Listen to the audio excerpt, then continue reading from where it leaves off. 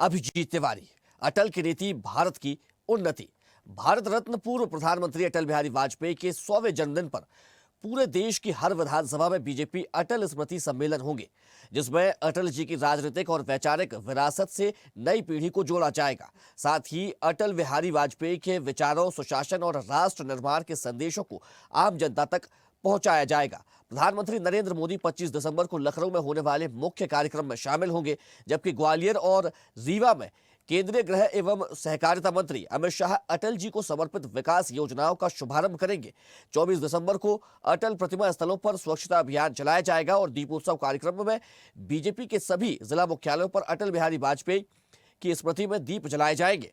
इसके साथ ही मध्य प्रदेश में 25 से 31 दिसंबर तक प्रदेश की हर विधानसभा में भव्य अटल स्मृति सम्मेलन होंगे, जिसका विषय मध्य प्रदेश में अटल जी का व्यक्तित्व और वैचारिक यात्रा, राष्ट्र निर्माण का सुशासन मॉडल और विकसित भारत की विरासत रहेगा, जिसमें जनसंघ काल से अटल जी से जुड़े वरिष्ठ कार्यकर्ताओं, सामाजिक क्षेत्र के प्रबुद्धजनों और शिक्षा, विज्ञान, शोध समेत अलग अलग क्षेत्रों से जुड़े विशिष्ट व्यक्तियों को सम्मानित किया जाएगा। 25 दिसंबर से मध्य प्रदेश कि सभी जिला बीजेपी कार्यालयों और प्रमुख सार्वजनिक स्थलों पर अटल बिहारी वाजपेयी के जीवन, विचार और कृतित्व पर आधारित प्रदर्शनी लगाई जाएगी। 31 दिसंबर तक ये चलेगी। तो भारतीय जनता पार्टी के राष्ट्रीय महासचिव और सांसद अरुण सिंह ने कहा कि प्रधानमंत्री नरेंद्र मोदी भारत रत्न अटल बिहारी वाजपेयी के विकसित भारत के सपने को पूरी प्रतिबद्धता के साथ साकार कर रहे हैं।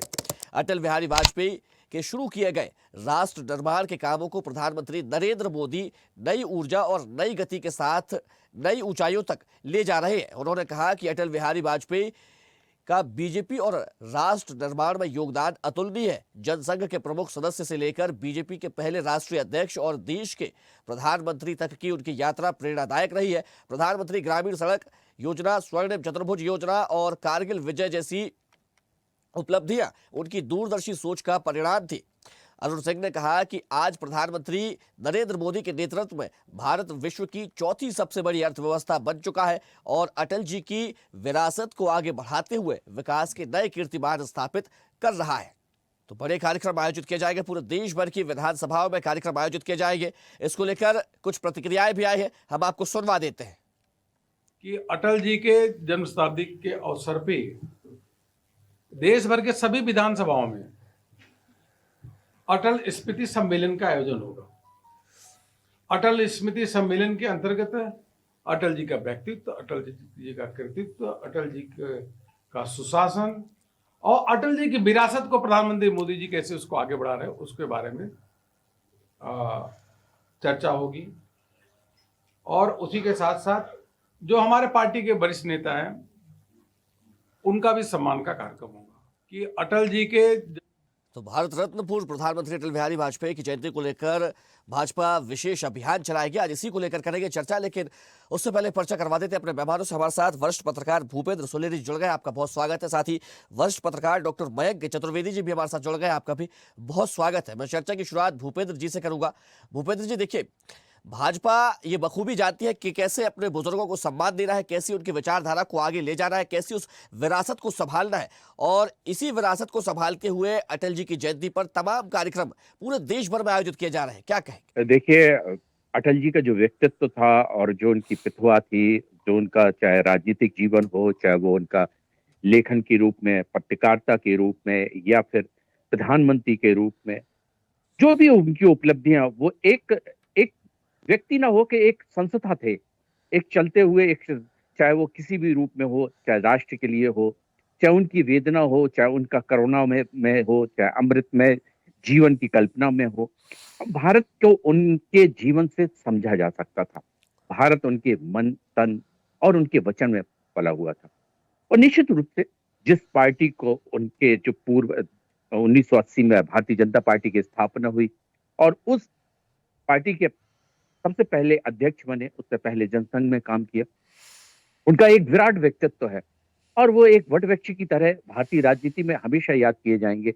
और भारतीय जनता पार्टी के लिए तो वो उनके पितामह हैं, निश्चित रूप से, चाहे वैचारिक रूप से हो, चाहे राजनीतिक रूप से हो, चाहे वो लेखक के रूप में हो, चाहे वो नेता प्रतिपक्ष के रूप में हो, चाहे भारत के प्रधानमंत्री के रूप में हो, चाहे यूएनओ में भारत की भाषा को, हिंदी भाषा को पटल के रखने के रूप में हो, चाहे वो पोखरण परीक्षण करने के रूप में हो, चाहे उनकी जो भारत समृद्ध भारत के विकसित, चाहे उनके जय जवान जय किसान और जय विज्ञान उसको नारा को अनवरत बढ़ाने की दिशा में रहा हो, चाहे उनकी विदेश नीति के रूप में रहा हो, उनकी एक समग्रता को अगर हम देखें तो हम शब्दों में नहीं समझ सकते।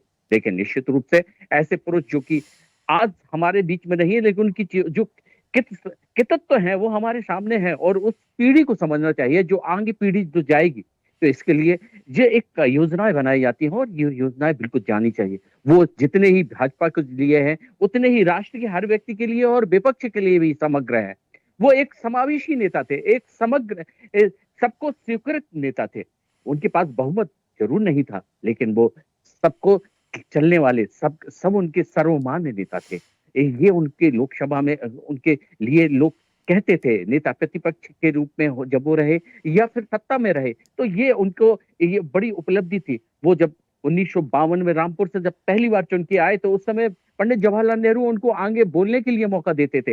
ये उनकी एक उस समय की उनकी जो एक शैली थी, जो राष्ट्र चिंतन था, जो विचार था, जो राष्ट्रीयता हिंदुत्व की जो विचार शैली थी, और जो वो राष्ट्रीय स्वयंसेवक संघ जैसे एक विराट संगठन जो कि वो वही 100 वर्ष कर रहा है, और उसी वर्ष उनका भी जन्म हुआ था, उससे वो प्रेरित होके, उस विचारधारा से प्रेरित होके वह कर्म के राष्ट्रवाद की एक नई लकीर खींची, और निश्चित रूप से उनके जो हर चीज के लिए एक नए आदर्श के पैमाने गढ़े गए।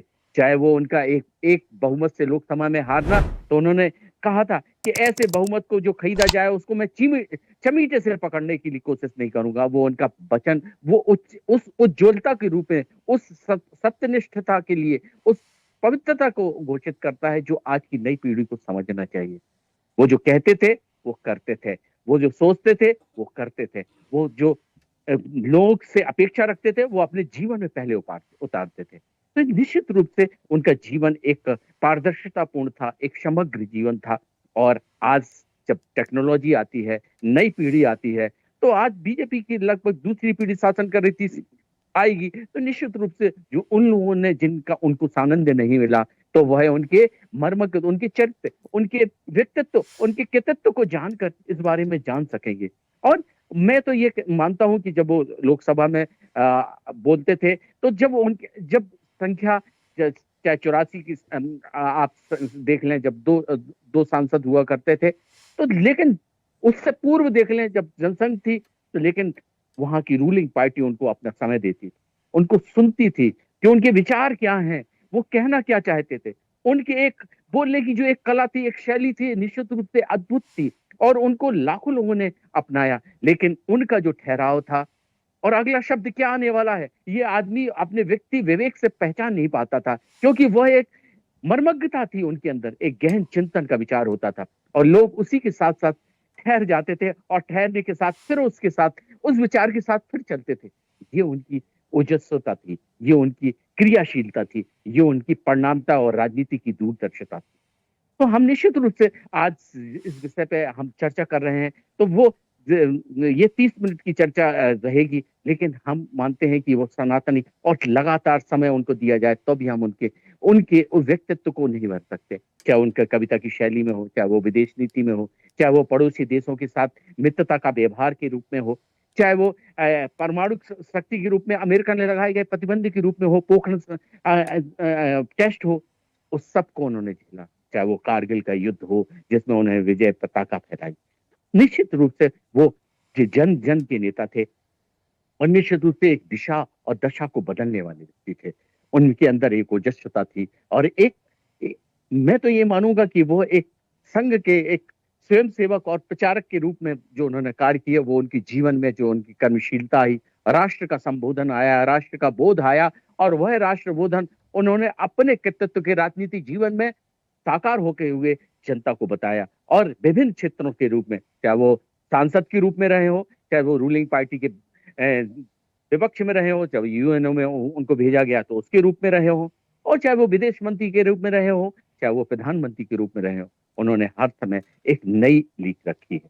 मैं ये कहूंगा कि समृद्ध व्यक्तित्व के व्यक्ति अटल भारत रत्न अटल बिहारी वाजपेयी, और जो वो अपने नाम से भी कहते थे कि मैं अटल भी हूँ, बिहारी भी हूँ, जब भी वो डिबेट में आया तो निश्चित रूप से मैं कहूंगा कि उस नाम की सार्थकता को उन्होंने प्रमाणित किया है। और वो भारतीय राजनीति के वह केंद्र बिल्कुल। हैं, वह ओजस्वितापूर्ण व्यक्ति हैं, जिनके बारे में जितना भी कहा जाए तो वह कम है। लेकिन हम कुछ बिंदुओं पे जरूर चर्चा कर सकते हैं कि उनका 6 साल का कार्यकाल रहा, लेकिन 6 साल के कार्यकाल में 13 महीना और 5 साल, तो लेकिन उन्होंने जो उस समय में चतुर्भुज योजना हो, चाहे नदियों की योजना हो, विज्ञान के बिल्कुल, और विकास की हो, उनकी जो चलाई गई नवाचार के योजना, उन्होंने जो सपना देखा था, उसको पूरा करने के लिए चाहे केंद्र की मोदी सरकार हो या मध्य प्रदेश की डॉक्टर मोहन यादव की सरकार हो, लगातार उस पर काम भी कर रहे हैं। देखिए, डॉक्टर मयंक चतुर्वेदी, अगर हम बात करें तो जो सपना अटल बिहारी वाजपेयी जी ने देखा था, उसको पूरा करते हुए प्रधानमंत्री नरेंद्र मोदी आ रहे, जो वक्तव्य उनके रहते थे वही प्रधानमंत्री नरेंद्र मोदी भी कहते हैं। जैसे अटल जी कहते थे कि सरकारें आएंगी जाएंगी, लेकिन ये देश रहना चाहिए, इस देश का लोकतंत्र रहना चाहिए।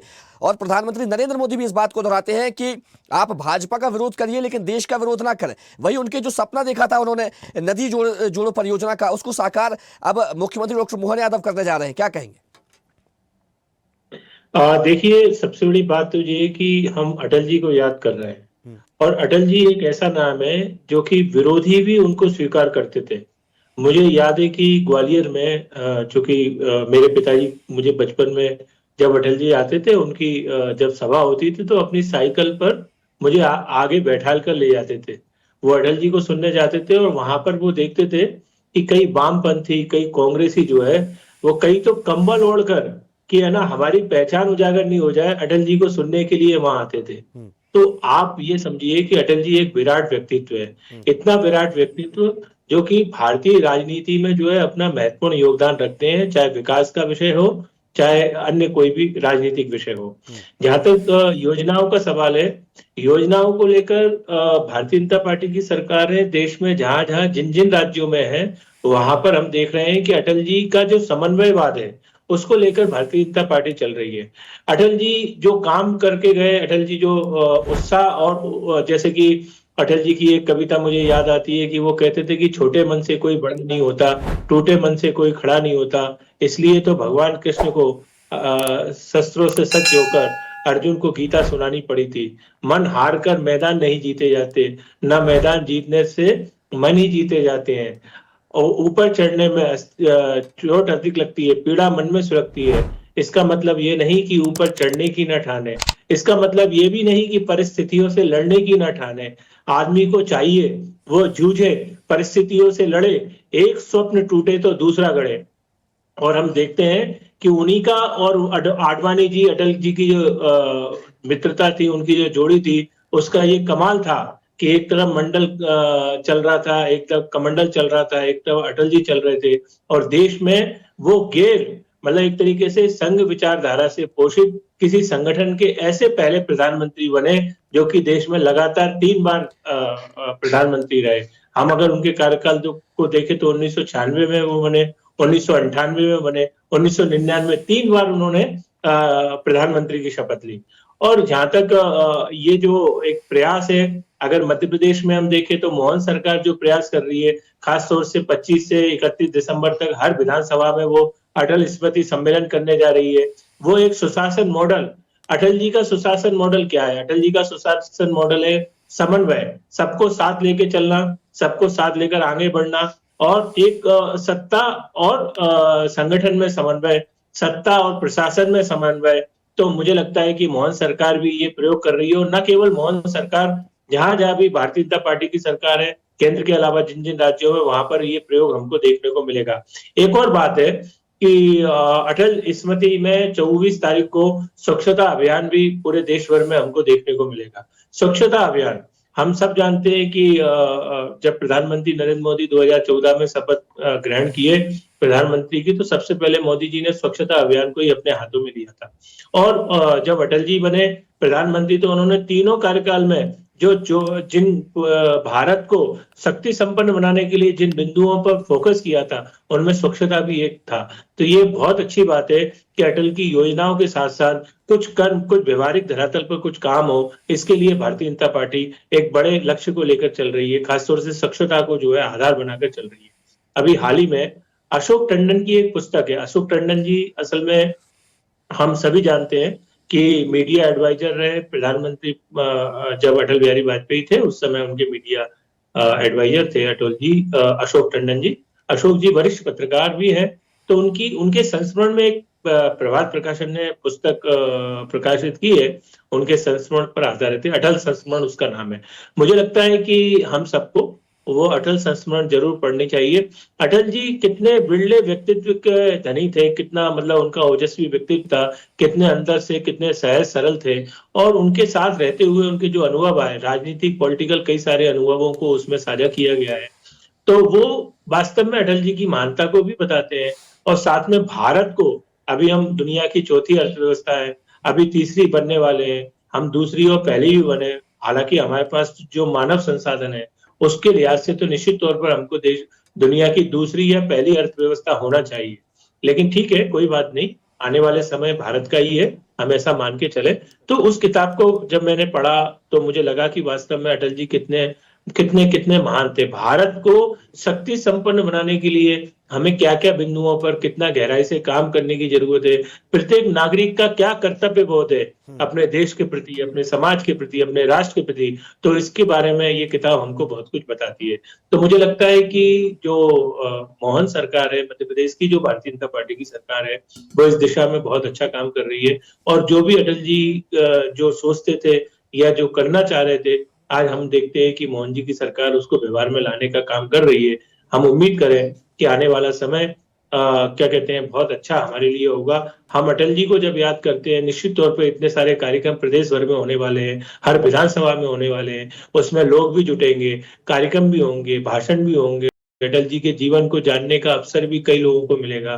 तो अगर पूरे उनके व्यक्तित्व से अगर हमने जरा भी, अगर 10% भी अटल जी को जी लिया, अगर 5%, मैं तो कहता हूँ यदि हमने 1% भी अटल बिहारी जी को अपने जीवन में जी लिया, तो वास्तव में भारत जो है, जो हमारी कल्पना है कि परम वैभव पर हमको इस देश को पहुंचाना है, तो ये देश हमारा जरूर भारत शक्ति संपन्न राष्ट्र के रूप में हमारे सामने आएगा, ऐसा मुझे लगता है। देखिए मयंक जी, जिस दौर में सत्ता के लिए विचारधाराएं बदलती रही हैं, जैसी जब जब सत्ता की आवश्यकता हुई विचारधारा उस अनुरूप होती रही है, लेकिन भारतीय जनता पार्टी शुरुआत से ही, अगर हम जनसंघ से लें तो जनसंघ में जो पंडित दीनदयाल उपाध्याय की जो विचारधारा थी, फिर उसको भारतीय जनता पार्टी में प्रधानमंत्री अटल बिहारी वाजपेयी ने भी उसको अपनाया, और उसके बाद लगातार निरंतर ये जो कार्रवाई है लगातार जारी, यानी कि भाजपा कभी अपने पद से भटकी नहीं, भले ही चाहे वो दशकों तक सत्ता से वंचित रही हो, लेकिन उसने कभी अपने जो विचारधारा थी उससे समझौता कभी नहीं किया है।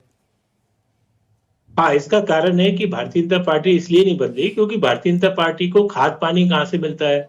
जैसा कि अभी भूपेंद्र जी ने कहा, डॉक्टर साहब ने, कि भारतीय जनता पार्टी को खाद पानी जो मिलता है वो राष्ट्रीय स्वयंसेवक संघ की विचारधारा से मिलता है। राष्ट्रीय स्वयंसेवक संघ की विचारधारा क्या है? तो राष्ट्रीय स्वयंसेवक संघ की विचारधारा है तन समर्पित, धन समर्पित और ये जीवन समर्पित है, मात्र वो कुछ और भी दो। राष्ट्रीय स्वयंसेवक संघ की विचारधारा क्या है? राष्ट्रीय स्वयंसेवक की विचारधारा है, यह देश मेरा, धरा मेरी, गगन मेरा, इसके लिए कुर्बान हो प्रत्येक क्षण, प्रत्येक कण मेरा। तो ये भारतीय जनता पार्टी की विचारधारा है। तो सबसे बड़ी बात यह है कि ये विचारधारा राष्ट्रीय स्वयंसेवक संघ की है मूल रूप से, और वही स्वयंसेवक अधिकांश जो हम देखते हैं कि संगठन मंत्री बनाने की जो परंपरा है, संगठन मंत्री, हम जानते हैं कि जो संगठन मंत्री भाजपा को मिलते हैं वो संघ के प्रचारक होते हैं, और जो संघ के प्रचारक होते हैं वो अपना घर परिवार सब छोड़ छाड़ के भारत माता की सेवा करने के लिए संघ में जाते हैं। बाद में उनको नहीं मालूम होता कि वो अब भाजपा में जाने वाले हैं। तो संघ, जब भाजपा मांगती है संघ से कि हमें इतने प्रचारक दीजिए, तब संघ जो है अपने अच्छे प्रचारकों को, जिनमें नेतृत्व की अपार संभावनाएं दिखती हैं, उनको वो भाजपा को देते हैं। निश्चित तौर पर वो वहां पर जाकर भी वही काम करते हैं, विचार रोपण का काम करते हैं, राष्ट्र को परम वैभव पर हम कैसे पहुंचा सकते हैं, इसके लिए वो लोगों को और कार्यकर्ताओं को, भाजपा के कार्यकर्ताओं को प्रेरित करते हैं।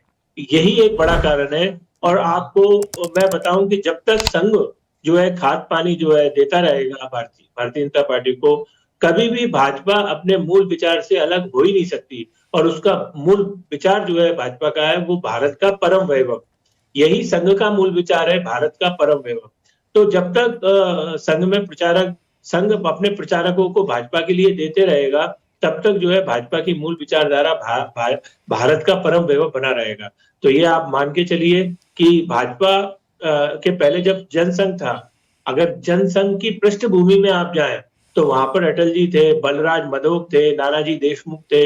एक लंबी श्रृंखला आपको दिखाई देगी, आडवाणी जी इत्यादि की एक लंबी श्रृंखला दिखेगी। और वही लंबी श्रृंखला अगर आप बाद में देखेंगे तो वो वही की वही जो है भाजपा में आपको दिखाई देती है। और उसका बड़ा कारण यह है कि संघ जो है समर्पित कार्यकर्ताओं को लगातार लगातार और लगातार जो है भाजपा को दे रहा है। अनवरत ये यात्रा जब तक चलती रहेगी, भाजपा कभी भी अपने मूल विचार से अपने मूल विचार से विमुख नहीं होने वाली, वो उस पर अडिग रहेगी, ऐसा मुझे लगता है। ठीक है, भूपेंद्र जी क्या कहेंगे?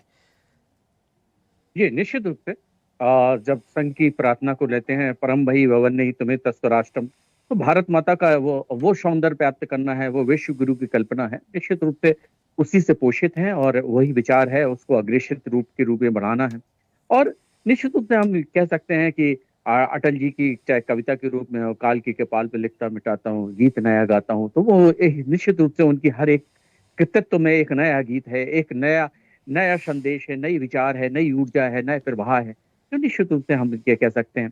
और संघ की पद्धति में मैं एक बताना चाहूंगा कि दतिया में मेरी बहन ब्याही है, तो वो हमारे राजेंद्र तिवारी जी हमारे जीजा जी हैं, उनके बड़े भाई दाऊ तिवारी कहलाते थे, बड़े बैरिस्टर थे। तो उस समय विभाग नहीं था, दतिया ग्वालियर विभाग लगता था, तो उस समय संघ शिक्षा वर्ग लगा, तो गुरुजी आए थे, तो वो बताते थे हमको, तो बताया जी यही, तो उस समय अटल जी का बौद्धिक था, अटल जी आए थे प्रभात पे, तो अटल जी तो वो विद्यालय में संघ शिक्षा वर्ग लगा हुआ था, उस समय ओटीएस बोलते थे, तो वो लगा हुआ था, उस समय उनका बौद्धिक था और वो प्रवास पे थे, तो उनका जो जीवन और सादगी उस समय देखी गई, तो वो उस समय जो जो खटिया होती थी जो उसकी, उसमें वो अधिकारी थे, तो उस संघ दृष्टि से तो वो उसमें विश्राम करते थे और सबसे सामूहिक रूप से परिचर्चा और चर्चा करते थे, मिलते थे।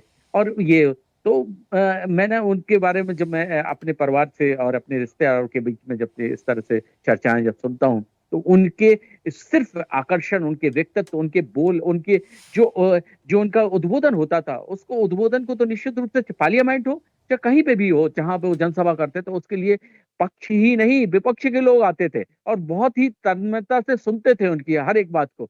और उनका जो बोलने का जो तरीका था, जो उनका जो एक विशेष तरह की शैली थी, जिसमें वो ठहर के और अगला शब्द क्या बोलते थे, मैं आपको फिर से कहूंगा, वो अनुमान लगाना, क्योंकि आज के जो वाचक सैलक हैं, उनके बारे में वक्ता लोग हैं, उनके बारे में आप अनुमान लगा सकते हैं, लेकिन उनकी जो शैली, जो उनकी संबद्धता थी भाषा बिल्कुल, निश्चित तौर पर लोगों को आकर्षित करती थी और लोग उन्हें सुनना चाहते थे। देखिए समय हो गया, एक छोटी सी टिप्पणी मैं डॉक्टर मयंक चतुर्वेदी से लेना चाहूंगा, एक छोटी सी टिप्पणी। मयंक जी जल्दी से बात पूरी कीजिएगा।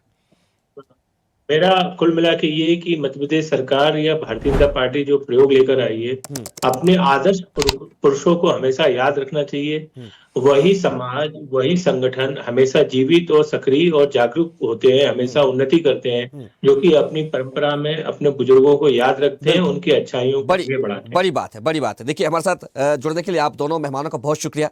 डॉक्टर मयंक चतुर्वेदी जी आपका बहुत धन्यवाद और भूपेंद्र सुलेरी जी आपका भी बहुत शुक्रिया। देखते रहिए स्वदेश न्यूज। अगर आप इस वीडियो को सोशल मीडिया हैंडल फेसबुक या इंस्टाग्राम पर देख रहे हैं तो हमें फॉलो करें, अगर यूट्यूब पर देख रहे हैं तो सब्सक्राइब करें और बेल आइकन दबाना ना भूलें।